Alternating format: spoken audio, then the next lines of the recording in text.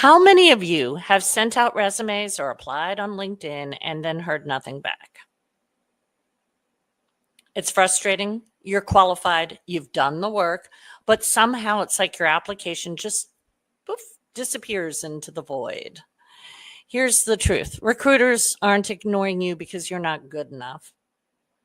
They ignore you because your materials don't make it immediately clear what you bring and why you are the fit. And today I'm going to show you exactly how to fix that. Now, before we dive in, I want you to grab a pen and paper, not your phone, not your keyboard, an actual pen. Why? Because writing by hand activates embodied cognition. The physical act of writing helps you process, remember, and actually apply what you're learning. And I'm not talking at you today to listen to my own voice. If I wanted to listen to my own voice, I'd be singing. So we're here to actually make something happen for you in your career. During this training, I'm going to ask you to take notes 5 times during the session. Now, you can take extra notes if you want. Totally. Go ahead and rock it. But each time I do that, I'm going to ask you to share an aha in the comments. That way you'll leave here with not just ideas, but actual next steps, because you'll have those notes. And then you'll also engage with me by dropping something in the comments. And I can follow up with you after the training. So let's start with this. Why do resumes fail? First of all, oftentimes there's not enough white space. And you have to remember that human beings are reading your resume. Yeah, human beings are reading your resume. Those human beings are stressed out and they have no time and they have to please the people they work for and efficiently and effectively find the right person for the job. Okay? So we need some white space. We need to make it easy for them to see and comprehend what they need to see and comprehend. Why do resumes fail? Too much task listing, not enough impact. Vague generic claims like strong communicator, results driven. There's no through line. There's a scattered story. The recruiter has to guess. They need to know that you have done the thing that their company or their client's company, if they're an external recruiter, needs done. So first thing I want you to write down, what's one phrase on my resume that sounds vague or generic? And then share one with me in the comments. I want to see what comes up.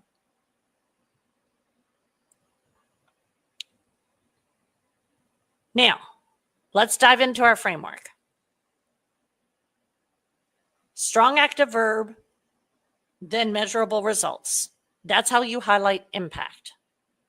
Nothing passive, nothing without results.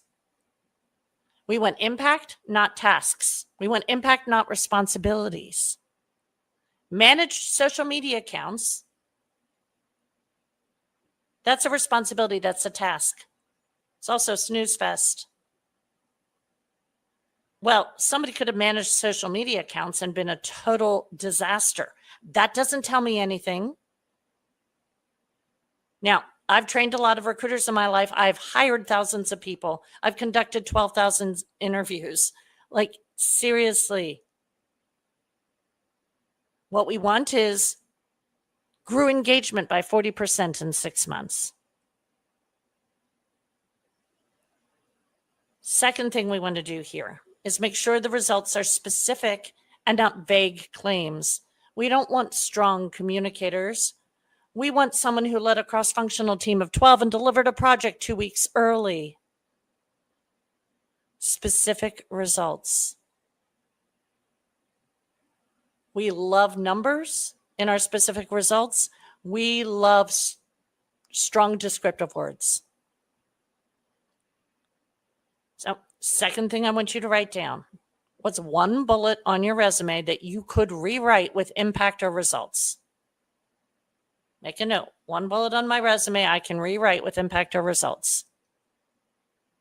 And then when you do that, I want you to send it to me. You can drop it in the comments of this training, which will be available on replay. And afterwards, you can drop comments in there, or you can send it to me in the DMs. Either way, I want to see the before and after.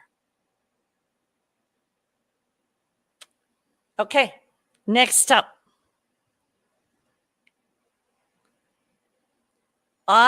In the template that I recommend that my clients use, actually, we'll put that a little stronger.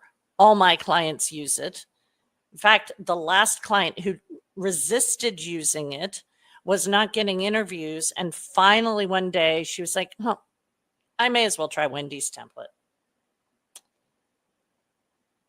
She had 3 interviews within a week. So one of the things I love about my template is that there's enough white space. Another is that it starts at the top with what I think of as a highlight reel. It's like the most important things the person reading your resume needs to know about you that are most relevant to them. It's game changing. Okay, so we've got that. We've talked through our bullets. Super, super, super important. We're focused on impact, not vague claims, not tasks, not responsibilities. So let's talk a little bit about LinkedIn. LinkedIn is a resume plus. So let's start at the top with your headline. We do want the title, the first words under your name, to be the title of the thing you're looking to do next. So if you're looking for the next role up, you don't want it to be your current role. You want it to be the role that you're targeting in your applications. It is the thing that is visible every time you comment on LinkedIn, the first 2 words.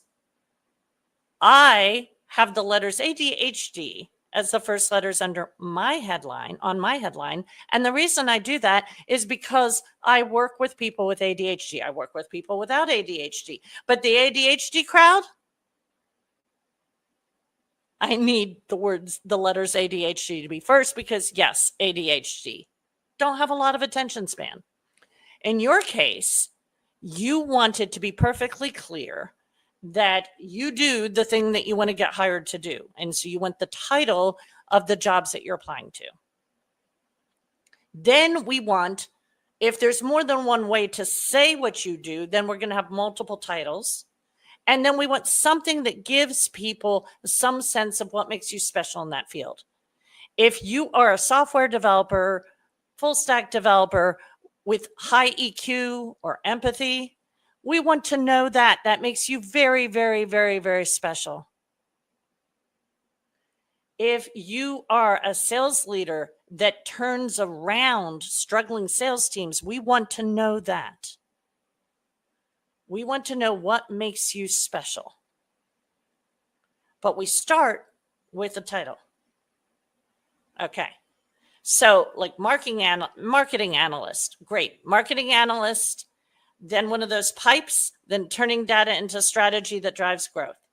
That works. Now, that really doesn't say what your superpower is, but that's not bad. But if we can, we want to highlight a superpower. Now, the about section is not a press release. It is not a list of bullets. There are no bullets in our about sections. Our about sections share the narrative and show where you're going, where you've been and where you're going. This is especially helpful if you've done any pivoting, which is like most human beings, right? So we want to tell that story.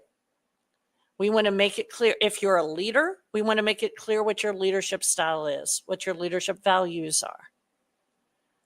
And then at the end of the about section, we want to describe you as a human. What are the 3 distinctive, interesting things that you do when you're not working?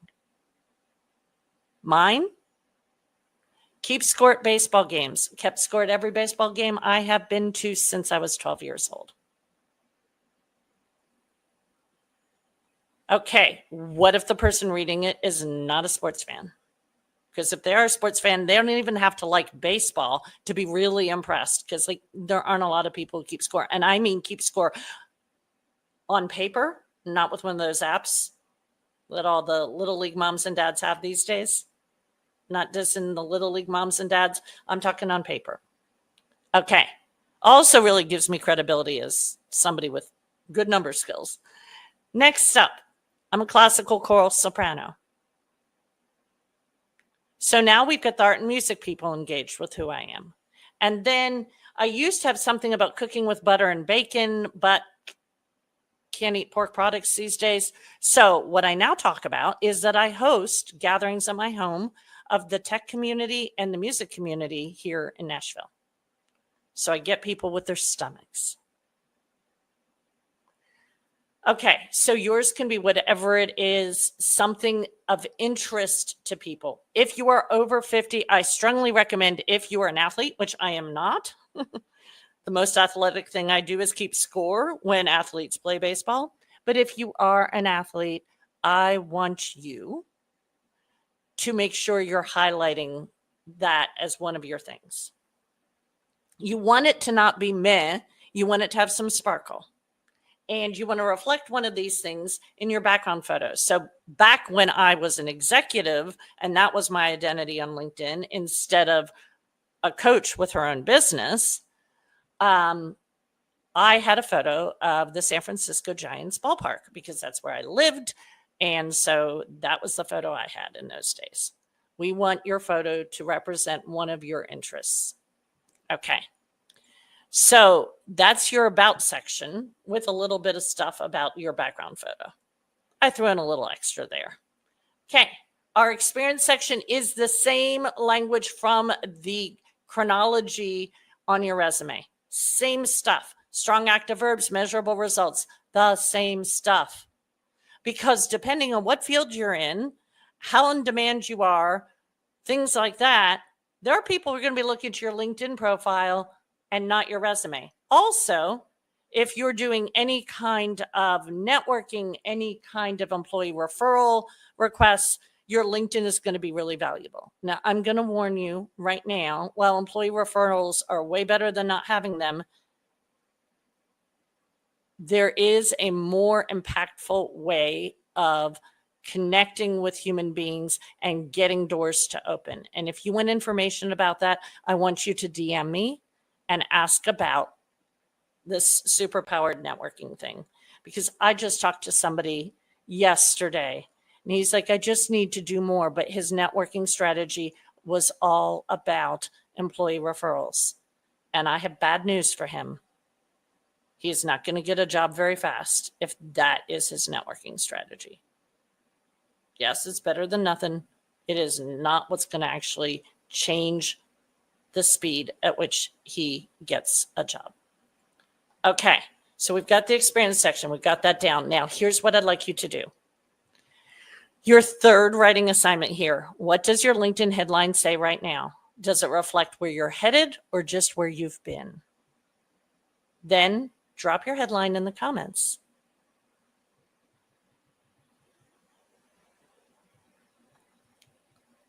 Now, let's talk about resume and LinkedIn alignment. We kind of sort of have touched on it, but I want to dive a little deeper here. The number one mistake is when it comes to resume and LinkedIn alignment is that your resume says one thing and your LinkedIn says another. Recruiters will lose confidence and they'll move on if they're seeing both. It really sounds like, what the heck? Now, that being said, my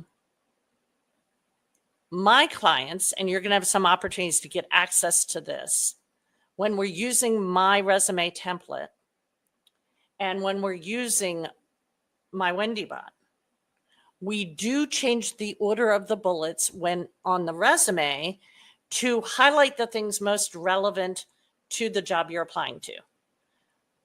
That, like, no resume is going to be paying, no recruiter is going to actually notice that difference. That's not going to be a disconnect for them. That's not going to cause them to lose confidence. When you're applying to a job, we do want to customize the resume, but nobody has time, if they're getting in enough applications, to rewrite the resume. It's not a smart use of time or energy. So we want to do it efficiently and effectively. My resume template makes that much faster, much more efficient, much more effective. Now we've layered on top of that the Wendy bot. Super, super valuable. So when it comes to the alignment between your resume and LinkedIn, we don't want to lose recruiter confidence. We don't want them to move on. We want alignment and recruiter trust. So here's your fourth writing assignment. What's one way your resume and LinkedIn doesn't match right now? So what's one way my resume and LinkedIn don't match right now? Make a note of that. Then share your aha in the comments. Where is your disconnect? Now, if you are in a full-time job search right now, then you need to take action now and get all this done. And there's going to be more ways about how I can help you with that in a few minutes.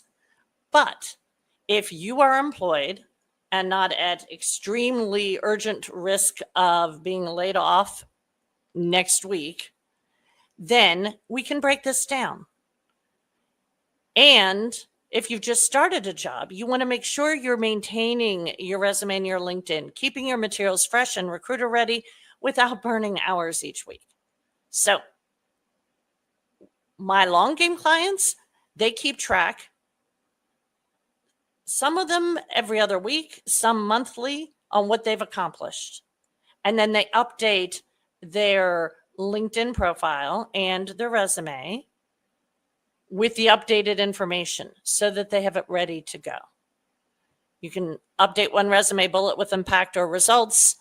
What my clients do is we're just tracking what we get done. This is very useful for maintaining relationship with your boss, for managing up, and for being ready to go when you need to find a job fast. So, another weekly practice, we want to make sure we're adding LinkedIn connections in your industry and people with shared interests maybe outside of your industry. Because remember, LinkedIn is about who the people you know. So while you need contacts in your industry, you also just need human beings you have shared interests with.